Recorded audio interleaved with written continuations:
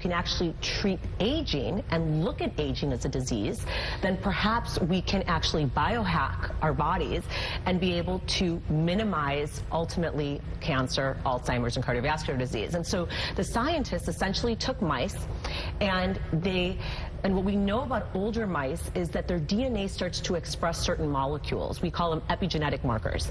And they expose them to something called Yamanka factors, which is a way to molecules that will essentially remove these markers and reset these mice to be younger mice. So it's not just slowing down aging, it's actually resetting aging to a younger state. Well, so reverse. Yeah, let's talk about like the practical application if it does get to humans. I mean, you get to 75, you're like, I'm going to be 45 now. Right? Well, it gives everyone hope. What it does is, instead of, if you started at 20 years of age and you slow things down, that's great. But perhaps for that 75-year-old that is now experiencing memory loss, or for that 70-year-old that now has undergone a cabbage procedure for their heart, if you can actually now start exposing them to some molecules, maybe one day IV infusions, to reverse the aging signs in their DNA of those cells, and they can start expressing newer, younger cells, then they may not go through a second cabbage procedure. Their Alzheimer's might not necessarily continue to progress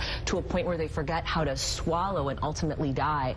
So it may actually improve the resilience of those cells so that they have a better quality of life as they get older. So it's not just making people live longer and increasing their lifespan, it's actually more important, it's increasing people's health span.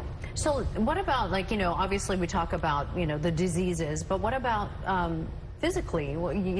Did they see any changes in the physical appearance of the mice? Right, and so usually the exterior, unfortunately, whether it's vanity or not, we judge the exterior. It's just the first thing that we see. We may not see somebody has high blood pressure or that their arteries are blocked in their heart, but we can see what's going on just by their external appearance. And so the mice showed signs of a more youthful mice. They had darker, more coarse hair. They had a lot of hair, so they went from being bald to having a lot of dark hair. Their muscles had regenerated. So as we get older, our ability to build, if you're doing the same workouts that you did when you were 20, but now you're 55, you don't have the capacity to build that muscle anymore. So your bones are getting more brittle and thinner as you age. Your muscle is also becoming more atrophic or thinner as you age, and the skin is also showing signs of wrinkles and thinning as you age. And so the mice showed all of these features, and they were able to reverse that mice to looking much younger. Our last question as we look at what's going on at the Salk Institute in La Jolla. What is the reality of this being applied to humans? What is the ethical implication of it?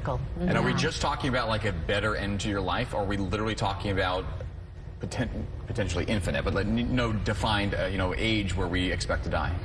I think that the shift is more to making the quality of life for someone better as they age. There are studies that show, like, for most people, the last 10 years of their life isn't a good quality of life. 10 years is a long time. So if you can at least, not necessarily prolong life, but if you can make those last 10 years as vibrant and as healthy as, the previous 60 or 70 years, wouldn't that be great? Ethically, we always worry about increasing the chance or risk of cancer. So if you're allowing these cells to replicate, because they start to deteriorate, so now you're allowing these cells to replicate like they used to, are we possibly overcoming some roadblocks that our body naturally has so that bad cells don't continue to replicate, which become cancer? So that's always the concern. But in this study, they did not see an increased incidence of cancer. Okay. Very interesting stuff. Dr. Poppe, thank you. Great to see you. Yeah, great to see you guys.